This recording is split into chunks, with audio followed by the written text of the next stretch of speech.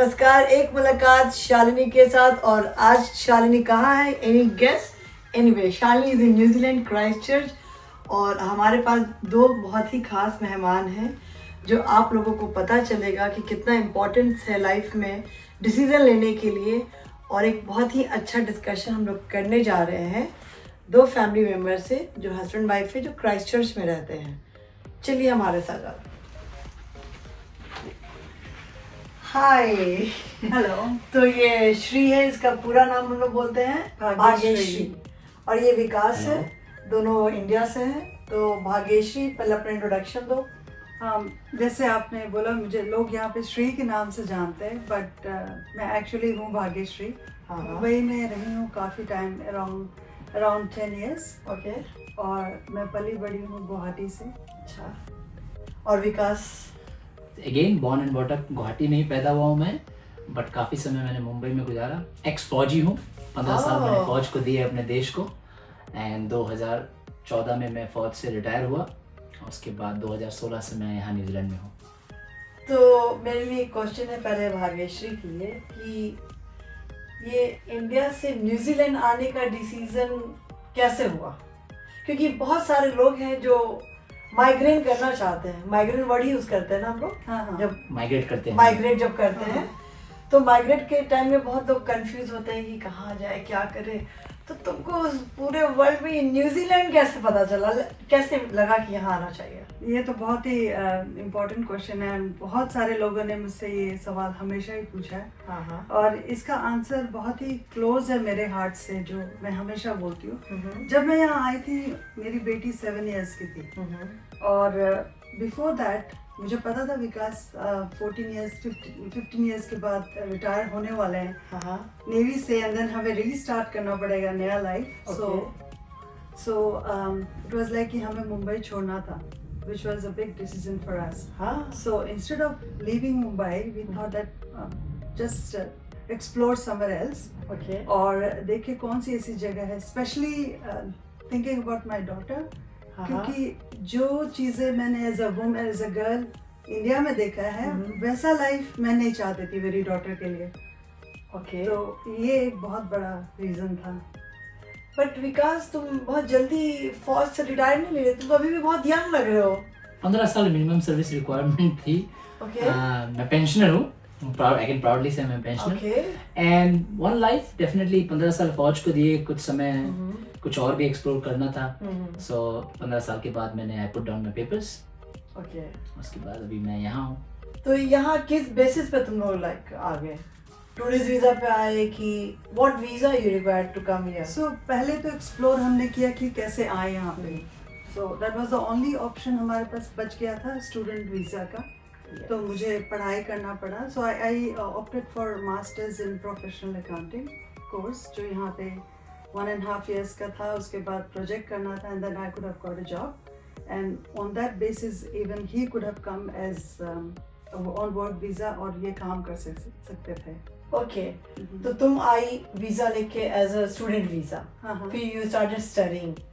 तो फिर तुम लोग का जो कुछ सेविंग करके आए होंगे सो दैट कि तुम लोग का खाना पीना, आई मीन कुछ तो ऐसे, क्योंकि जब हम वहाँ से निकले थे तो हमारा ऐसा, हमें कुछ पता नहीं था क्या होने वाला है, हम कितने दिनों के लिए जा रहे हैं, कितने साल के लिए जा रहे हैं, हमें वो सब कुछ भी नहीं पता था।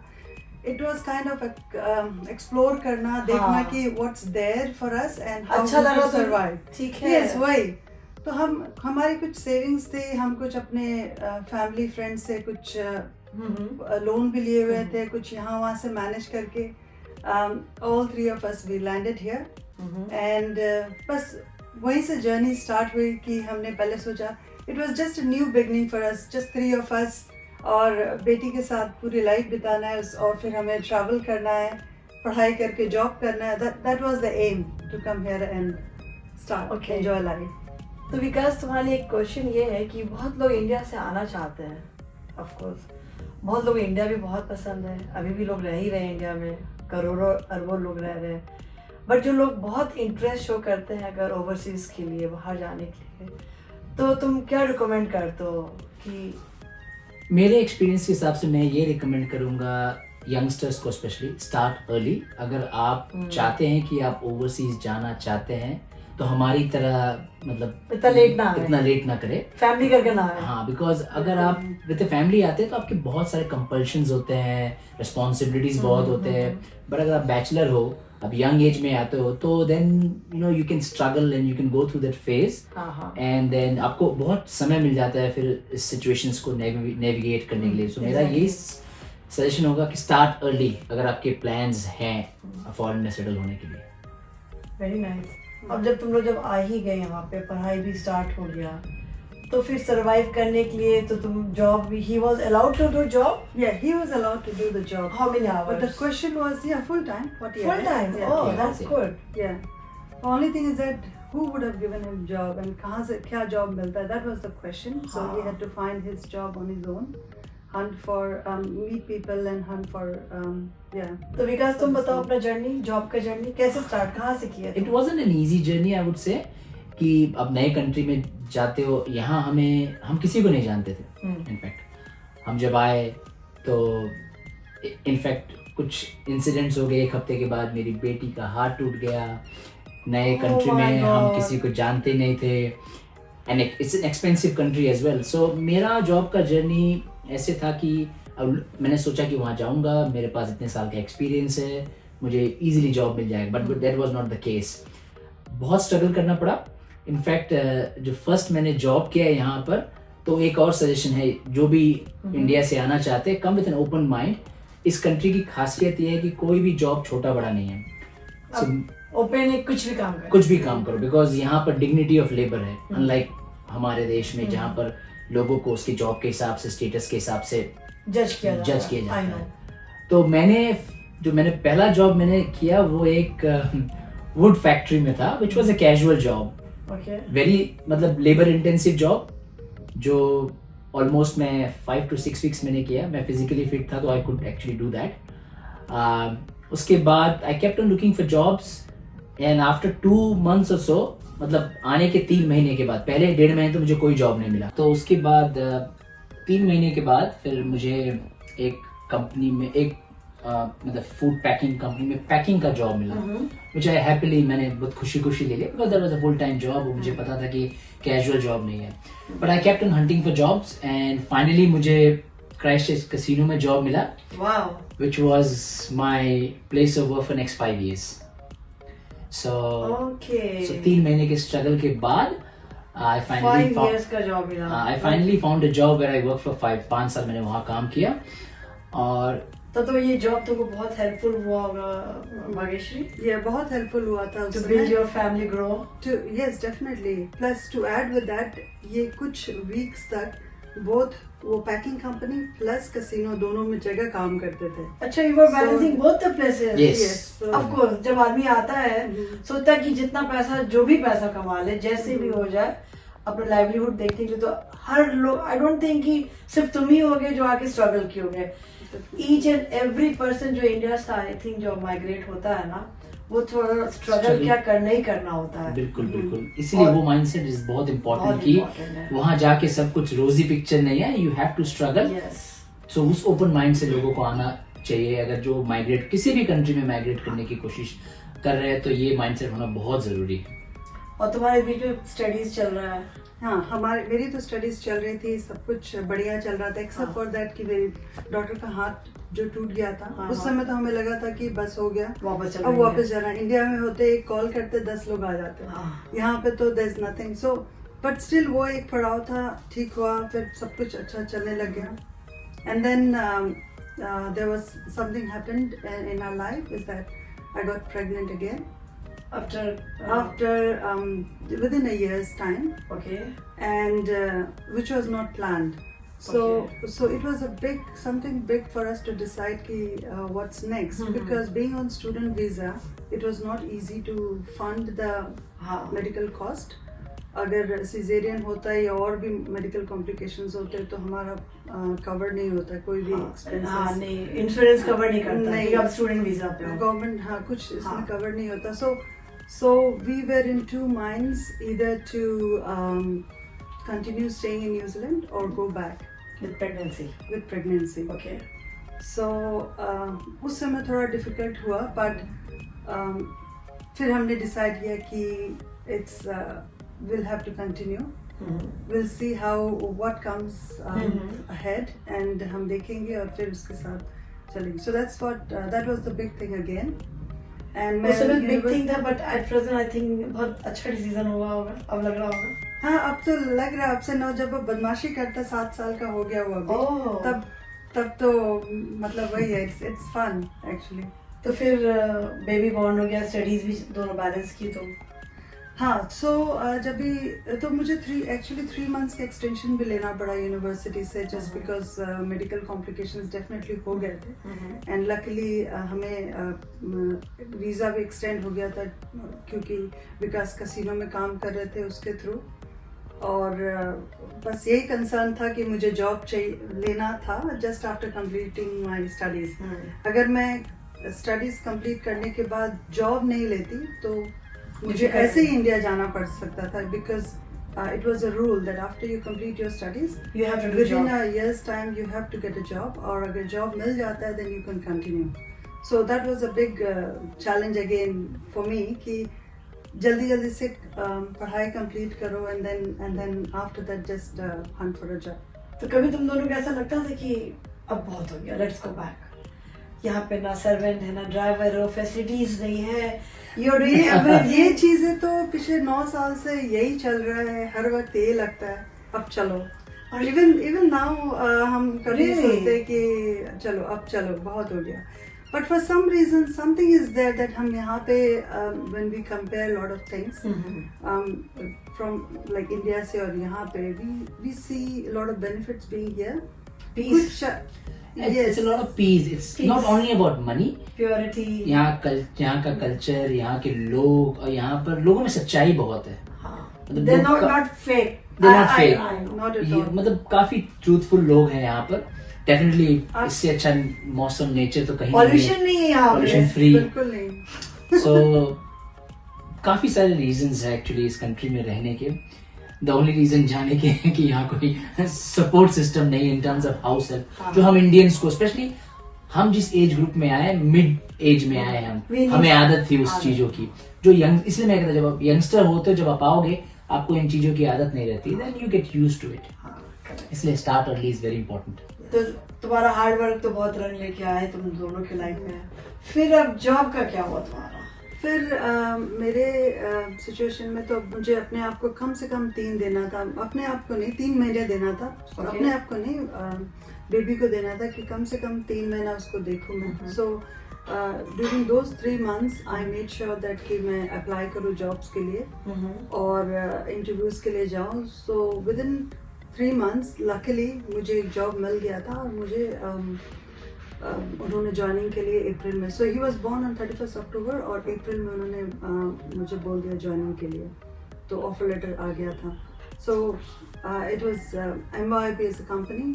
वहाँ पे इंटरव्यू हुई थी मेरी, जहाँ पे मैं आज भी काम कर रही हूँ. अब 7 साल हो गए. फर्स्ट जॉब में अभी तक वहीं पे काम कर रही हूँ. वहाँ पे अब तक मुझे आई डोंट नो 3 या 4 प्रमोशंस कितने मिले पता नहीं, मैंने काउंट नहीं किया. बट वहाँ पे मैंने हर साल ऑल स्टार्स क्वालिफाई किए पिछले 4 साल से. जो दूसरे जगह पे लेके जाते हैं ट्रिप्स पे टॉप परफॉर्मर्स को कंपनी के. वाह. और तुम जब तक तुम्हारा वो बॉक्सिंग कर रहे हैं, क्या कहते हैं, कैसीनो वाला काम चल रहा है? हाँ, कैसीनो मेरा काम चला 2021 तक. 2021 में मुझे अल्टीमेटम आया कि अब आप कैसीनो में काम नहीं कर सकते. कौन दिया अल्टीमेटम? मेरी बेटर हाफ. कैसीनो के job was very good. I was managing a team, but casino time, because casino is 24 hours operations, तो हमारे शिफ्ट्स होते थे डिफरेंट. तो with Agastya, which is now, जो हमारा बेटा है, he was growing up, and Agastya, Arshia जो हमारी बेटी है, तो इनको काफी डिफिकल्ट हो रहा था मैनेज करना विद हर डे जॉब, दोनों बच्चों को देखना. So it was a necessity for me to also, मुझे भी एक डे जॉब में आने के लिए rather than the shift work. So इन सभी reasons की वजह से मुझे कैसीनो छोड़ना पड़ा. And then इनके रेफरेंस के थ्रू मुझे MYOB में जॉब मिला. अच्छा, सेम कंपनी में. और अभी मुझे ऑलमोस्ट 3.5 years हो गए MYOB में. और इन्हीं की तरह पिछले 3 साल से मैं भी ऑल स्टार्स के लिए क्वालिफाई हो रहा हूँ. वाह. तो दोनों मियाँ बीवी तुम दोनों वाह। तो हमारे ऑफिस में हमें बोला जाता है पावर कपल। हमें पावर कपल के नाम से फेमस है हम पूरे ऑफिस में। तो फिर ये आपको सीनियर होगी तुम्हारी, हमारी ये सीनियर पहले से ज्वाइन की हुई? बिल्कुल बिल्कुल सीनियर, हर जगह सीनियर, बीवियां घर पे भी सीनियर रहती। तो भाग्यश्री अब ये बताओ कि जब तुम लोग इंडिया से आ ही गए, जम गए यहाँ पे अच्छे से, जॉब वॉब, बच्चे बच्चे सब सेट हो गए, तो वो स्ट्रगल टाइम के बाद और आज मैं अभी तुम्हारा ये घर वर देख रही हूँ, कितना काफी जल्दी तुम लोग घर वर लेके नहीं रेडी हो गए हो। लोग को तो इंडिया में जॉब करने में 10, 15, 20, 25 साल लग जाते हैं, तब जाके एक मिडिल क्लास फैमिली एक घर अफोर्ड कर पाता है। तो आई थिंक विकास मेरे को तुम सजेशन ये दो कि बहुत लोगों को लगता है कि कुछ जल्दी आगे बढ़ना है, तो ऐसा कुछ जादू का चप्पी या समथिंग मैजिक इज देयर कि कुछ ऐसा हो सकता है? हम तो बोल सकते हैं गॉड्स ग्रेस है ये, अपना हार्ड वर्क करो and then you can get it. जादू और लक तो है, डेफिनेटली लक फेवर कर सकता है, बट जादू का आई कांट बिलीव कि वो जादू से हो सकता है। नहीं ना, definitely have to You have to work hard. And yes, तो सही काम करोगे तो फिर you will achieve it. So तो तुम लोगों को क्या लगता है कि हार्ड वर्क भी करना चाहिए, लक भी सपोर्ट किया होगा, बट ऑब्वियस है तुम लोग का स्ट्रगल पीरियड को अप्स भी एंड डाउन्स में साथ भी देने की रह के- जरूरत है। बीइंग रेजिलिएंट बहुत इम्पोर्टेंट है। बहुत इम्पोर्टेंट है। हाँ, तो फिर तुम लोग इंडियन कम्युनिटी है यहाँ पे, लाइक फेस्टिवल हम- कैसे सेलिब्रेट करते हो तुम लोग? सो हम यहाँ पे जब स्टार्टिंग में 2016 में, तो फ्रॉम वेरी बिगनिंग हमें फ्रेंड सर्कल बनना स्टार्ट हो गया। Friend circle in the sense Arshia के थ्रू, मेरी बेटी के थ्रू इंडियन फैमिलीज मिलने लग गए एंड देन हम उसके बाद रेगुलरली जब मिलने लग गए तो हमारी और भी ग्रो करने लग गया एंड देन उन्हें भी जैसे हम मिस करते थे इंडिया के फेस्टिवल्स वगैरह, वो भी मिस करते हैं फेस्टिवल्स। तो हम अब क्या किए कि हम लोग साथ में ही फेस्टिवल एंजॉय करने लगे सारे के सारे।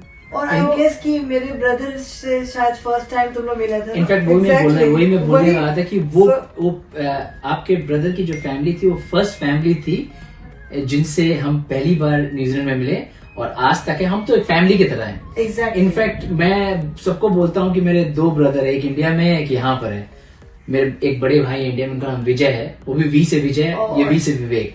तो अपने So- व्यूअर्स को मैं बता देती हूँ कि जो विकास और भाग्यश्री जो है, मेरे जो ब्रदर रहते हैं, बड़े भैया विवेक भैया, वो ये न्यूजीलैंड में आज से 22-23 साल से यही रह रहे हैं।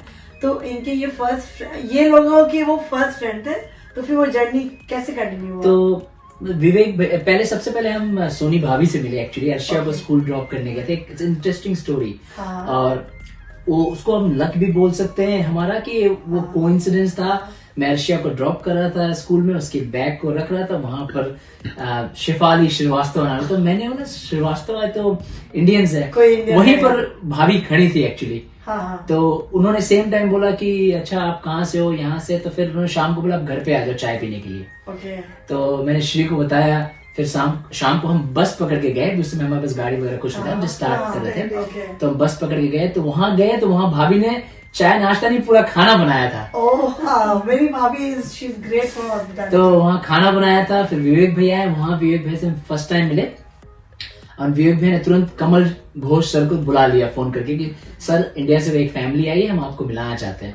तो वहां से जो हमारी जर्नी स्टार्ट हुई और आज तक हम सारी फैमिली साथ हैं और हमें लगता ही नहीं है कि हमें फैमिली की रिक्वायरमेंट है। हम इंडिया को मिस नहीं करते। इन टर्म्स ऑफ फैमिली इतनी स्ट्रॉन्ग बॉन्डिंग है हमारी कि कुछ भी रिक्वायरमेंट हो हम एक फोन करते हैं और एक एज ए फैमिली रहते हैं। तो भले हम 2 अलग घर पे रहते हो but it's just like one big family. वहीं से हमारा फैमिली कम्युनिटी डेवलप हुआ। आज हमारे 8-10 फैमिलीज हैं, वो हम सारे फेस्टिवल्स को साथ मनाते हैं और अच्छी तरह मनाते हैं। Very so it's a very strong Indian community. Bhagyashree कुछ बोलना है? हाँ, इसमें एक और बात ऐड करना था। जैसे विवेक भैया को, जैसे हम लोग रियली उनको बड़े भाई, विकास के बड़े भाई वैसे मानते हैं। लोग यहाँ पे जितने लोग हैं उनको बोलते हैं राम और इनको बोलते हैं लक्ष्मण। ओह So, वाओ, ऐसी so जोड़ी। और, nice. कभी ऐसा होगा कि मैं अगर कोई बात विकास को बोलूं तो वो जल्दी नहीं सुनेंगे, लेकिन अगर विवेक भैया बोलेंगे तो एक बार में सुन लेते हैं। सो हमारी इस जर्नी में बहुत उनका सपोर्ट और योगदान था। स्पेशली जब श्री प्रेग्नेंट थी, I am very bad at cooking. मैं कुकिंग नहीं कर सकता, तो भाभी खाना बना के भेजती थी बिकॉज इनके first 3 months of pregnancy was very difficult. She was completely on bed because of nausea. इतना बुरा हाल था कि हर 3-4 हफ्ते में इनको ड्रिप्स लगाना पड़ता था हॉस्पिटल Really? जाकर। हाँ, तो उस समय बहुत भाभी ने बुरा बहुत हेल्प किया, खाना बना के हमारे पास ड्रॉप कर देती थी। तो एक वैसा बॉन्डिंग है हमारा। तो थैंक ये यू सो बॉन्डिंग अभी मच तक सोनी भाभी and Vivek my brother, thank you. और मेरा भैया ऐसे ही is very kind hearted and very humble since childhood, और you are lucky to have him in your life, I am telling you. इसलिए मैंने बोला luck is very important. Luck is also very important, exactly. तो आपको सही लोग मिले जो आपको सही सही- गाइड कर सके, वो भी बहुत इंपॉर्टेंट है। And we were very lucky to have families like that जिन्होंने सही तरीके से गाइड किया। तो हमारा हार्ड वर्क, बड़ों का guidance and big family community सबके साथ, साथ भी। वो आज भी हम बहुत अपने आप को लकी मानते हैं। चलो इसी के साथ हम लोग इस चीज को एंड करते हैं, और एक अच्छा सा कोई सजेशन दो, जो बहुत लोग आना जो चाह रहे हैं इंडिया से, और इंडिया में भी कुछ लोग करना चाहते हैं, काम करके भी वो वहाँ भी अच्छा कर सकते हैं, बट बहुत लोग को शौक होता है कि ओवरसीज आना है। तो उन लोगों को कोई चीज की जल्दी भागना नहीं, मतलब हड़बड़ी नहीं करना चाहिए, है ना। पेशेंसली वर्क करके ग्रो होना होगा। एब्सोल्युटली, मैं तो ये बोलूंगा अपना ड्यू डिलिजेंस अच्छी तरह, प्रोज एंड कॉन्स, आप लाइफ के किस स्टेज पे हो, आप लाइफ से क्या एक्सपेक्ट करते हो, क्या चाहते हो, वो बहुत इंपॉर्टेंट है। आपको ये पहले आइडेंटिफाई करना कि हम क्यों अब्रॉड मूव होना चाहते हैं। हमारा रीजंस कुछ और था, किसी और के रीजंस कुछ और होंगे।